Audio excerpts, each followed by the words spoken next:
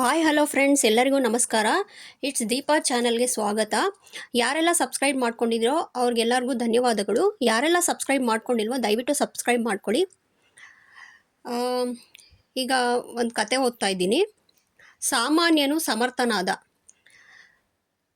ಕೆನಡಾದ ಅತ್ಯಂತ ಪ್ರಸಿದ್ಧರಾದ ವೈದ್ಯಶಾಸ್ತ್ರಜ್ಞರು doctor William ಒಸ್ಲರ್ ಅವರು ತಮ್ಮ ವಿದ್ಯಾರ್ಥಿ ಜೀವನದಲ್ಲಿ ಅತಿಯಾದ ಚಿಂತೆಗೊಳಗಾದ ವ್ಯಕ್ತಿಯಾಗಿದ್ದರು.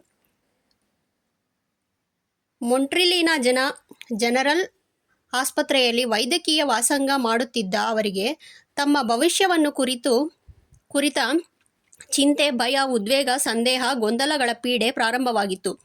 ಕೊನೆಯ ವರ್ಷದ ಪರೀಕ್ಷೆಗಾಗಿ ಅಷ್ಟೊಂದು ಬೃಹತ್ ಗ್ರಂಥಗಳ ಅಧ್ಯಯನ ತಮ್ಮಿಂದ ಸಾಧ್ಯವಾಗುವುದೇ? ಅಷ್ಟೊಂದು ವಿಚಾರಗಳನ್ನು ಒಂದೇ ವರ್ಷದಲ್ಲಿ ತಲೆಯೊಳಗೆ ತುಂಬಿಕೊಳ್ಳಲಾಗುವುದೇ? ಅವುಗಳನ್ನೆಲ್ಲ ನೆನಪಿನಲ್ಲಿರಿಸಿಕೊಂಡು ಪರೀಕ್ಷೆ ಬರೆಯಲು ತನ್ನಿಂದಾದೀತೆ ಎಂಬ ಭಯ, ಸಂದೇಹಗಳು ಅವರನ್ನು ಕಾಡುತ್ತಿದ್ದವು. ಒಂದು ವೇಳೆ ಪರೀಕ್ಷೆಯಲ್ಲಿ ಉತ್ತೀರ್ಣರಾದರೂ ಮುಂದೆ ನೌಕರಿಯ ಚಿಂತೆ ಬೇರೆ. ಸ್ವಂತ ಪ್ರಾಕ್ಟೀಸ್ ಮಾಡಲೇ ಹೇಗೆ? ಅದಕ್ಕಾದರೋ ಹಣ ಬೇಕು, ಅದೃಷ್ಟವೂ ಬೇಕು. ಈ ಸ್ಪರ್ಧಾಮಯ ಜಗತ್ತಿನಲ್ಲಿ ಈ ಜೀವನ ಯಾತ್ರೆ ಸುಗಮವಾದೀತೆ? ಒಟ್ಟಿನಲ್ಲಿ ತಮ್ಮ ಭವಿಷ್ಯ ಜೀವನದಲ್ಲಿ ಯಶಸ್ಸು, ವಿಜಯ ದಕ್ಕೀತೆ ಎಂಬಂತಹ ಉದ್ವೇಗ, ಸಂಶಯ, ಚಿಂತೆಗಳ ಕಾರ್ಮೋಡಗಳು ಅವರ ಮನಸ್ಸನ್ನು ಸಾಕಷ್ಟು ತಲ್ಲಣಗೊಳಿಸಿದ್ದವು. ಆದರೆ ಅಕಸ್ಮಾತ್ತಾಗಿ ಅವರ ಕಣ್ಣಿಗೆ ಬಿದ್ದ ಕಾರ್ಲೈಲರ ಒಂದೇ ಒಂದು ನುಡಿ, ನಮ್ಮ ಅತಿ ಕರ್ತವ್ಯವಾದ ಕರ್ತವ್ಯ ಸಮೀಪದಲ್ಲಿರುವ ಕಾರ್ಯವನ್ನು ಯಶಸ್ವಿಯಾಗಿ ನಿರ್ವಹಿಸುವುದರಲ್ಲಿದೆ. ದೂರದ ದಿಗಂತದಲ್ಲಿ ಅಸ್ಪಷ್ಟವಾಗಿ ಗೋಚರಿಸುವ ಭವಿಷ್ಯದೆಡೆ ನೋಡುವುದರಲ್ಲ. ಅವರ ಬದುಕಿನ ದಿಕ್ಕನ್ನೇ ಬದಲಿಸಿತು.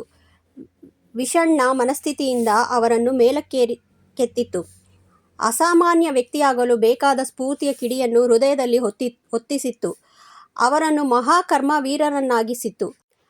ಆ ನುಡಿ ಅವರ ಬಾಳಿನ ಯಶಸ್ಸು, ವಿಜಯಗಳ ಮೂಲಮಂತ್ರವಾಯಿತು.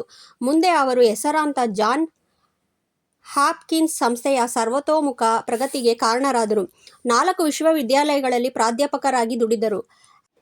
ಆಕ್ಸ್ಫರ್ಡ್ನಲ್ಲಿ ವೈದ್ಯ ವಿಭಾಗದ ಮಹಾಪ್ರಾಧ್ಯಾಪಕರಾದರು. ಇಂಗ್ಲೆಂಡ್ ಕೊಡಮಾಡಿದ ಅನೇಕ ಗೌರವಗಳಿಗೆ ಪಾತ್ರರಾದರು. ವಿಲಿಯಂ ಒಸ್ಲರ್ ಒಮ್ಮೆ ಯೇಲ್ ವಿಶ್ವವಿದ್ಯಾಲಯದ ವಿದ್ಯಾರ್ಥಿಗಳನ್ನು ಉದ್ದೇಶಿಸಿ ಭಾಷಣ ಮಾಡುತ್ತಾ, ಜನಪ್ರಿಯ ಗ್ರಂಥಕರಾಗಿ ಆಕ್ಸ್ಫರ್ಡ್ನಂತಹ ಉನ್ನತ ಮಟ್ಟದ ವಿಶ್ವವಿದ್ಯಾಲಯದ ಮಹಾಪ್ರಾಧ್ಯಾಪಕನಾಗಿ ಪ್ರಸಿದ್ಧನಾದ ನನ್ನನ್ನು ಹುಟ್ಟಿನಿಂದಲೇ ಮಹಾಮೇಧಾವಿ ಎಂದು ಹಲವರು ಊಹಿಸಿರಬಹುದು. ಆದರೆ ವಸ್ತುಸ್ಥಿತಿ ಹಾಗಲ್ಲ. ನಾನು ಅತ್ಯಂತ ಸಾಮಾನ್ಯ ಮೆದುಳು ಶಕ್ತಿಯುಳ್ಳ ವ್ಯಕ್ತಿಯಾಗಿದ್ದೇನೆಂಬುದು ನನ್ನ ಆಪ್ತಮಿತ್ರರಿಗೆ ತಿಳಿದಿದೆ ಎಂದರಂತೆ. ಇನ್ನೊಂದು ಕತೆ. ರಹಸ್ಯವೇನು? ಹಾಗಾದರೆ ಅದ್ಭುತವೆನಿಸುವ ಈ ವಿಜಯದ ರಹಸ್ಯವೇನು? ಒಸ್ಲರ್ ವರ್ತಮಾನ ಕಾಲದಲ್ಲಿ ಬದುಕಿದ್ದಾರೆ ಎನ್ನುತ್ತಾರೆ. ಎಂದರೆ ಭವಿಷ್ಯದ ಸುಖ ಸ್ವಪ್ನಗಳನ್ನು ಕಲ್ಪಿಸಿಕೊಳ್ಳುತ್ತಾ ಸೋಮಾರಿಯಾಗಿ ಕುಳಿತುಕೊಳ್ಳಲಿಲ್ಲ. ಗತಕಾಲದ ಘಟನೆಗಳನ್ನು ಮೆಲುಕು ಹಾಕುತ್ತಾ ಕೊರಗುತ್ತಾ ಅನಾವಶ್ಯಕ ಚಿಂತೆಯಲ್ಲಿ ಕಾಲ ಕಳೆಯಲಿಲ್ಲ.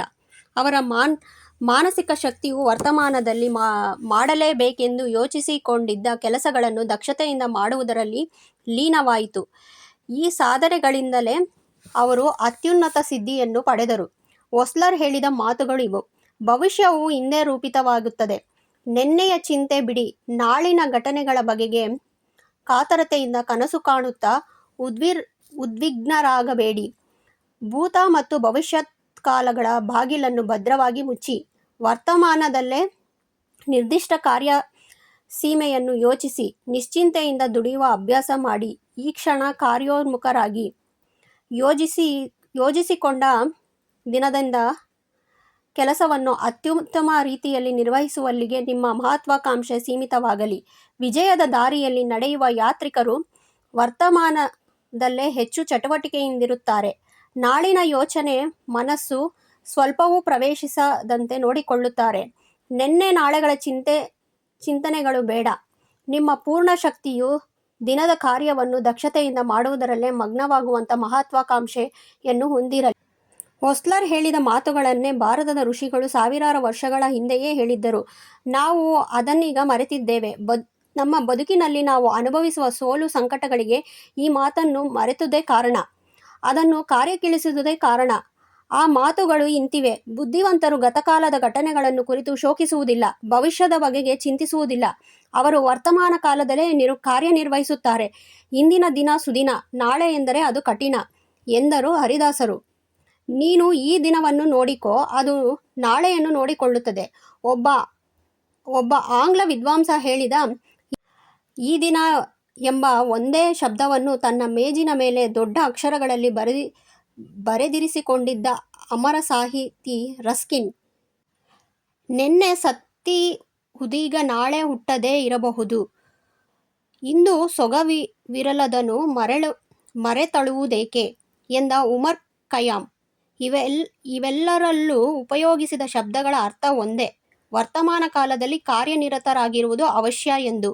ಈ ಹೊತ್ತು ಉತ್ತಮ ಬದುಕನ್ನು ಬದುಕಿದ್ದಾರೆ, ನಾಳೆಗದು ಒಂದು ಸಂತಸದ ಸವಿನೆನಪಾಗಿ ಮನಸ್ಸಿಗೆ ನೆಮ್ಮದಿ ನೀಡುವುದು. ಭವಿಷ್ಯವಿನ್ನೂ ನಮ್ಮ ಕೈಗೆ ಸಿಕ್ಕಿಲ್ಲ, ವರ್ತಮಾನ ಮಾತ್ರ ನಮ್ಮ ಕೈಯಲ್ಲಿದೆ. ಅದು ಸರ್ವ ಪ್ರಯತ್ನದಿಂದ ಸದುಪಯೋಗಗೊಳಿಸಬೇಕು. ಹಾಗಾದರೆ ನಾವು ಭವಿಷ್ಯವನ್ನು ಕುರಿತು ಯೋಚಿಸಲೇಬೇಡವೇ? ನಡೆದು ಬಂದ ದಾರಿಯನ್ನು ನೋಡಬೇಡವೇ? ನಮ್ಮ ಭವಿಷ್ಯ ನಿರ್ಮಾಣಕ್ಕೆ ತಕ್ಕ ಯೋಜನೆಗಳನ್ನು ಹಾಕಿಕೊಳ್ಳಬೇಡವೇ? ಎಲ್ಲರಿಗೂ ಧನ್ಯವಾದಗಳು. ಮತ್ತೆ ಇನ್ನೊಂದು ವಿಡಿಯೋದಲ್ಲಿ ಭೇಟಿಯಾಗೋಣ. ಧನ್ಯವಾದಗಳು ಮತ್ತೊಮ್ಮೆ. Thank you.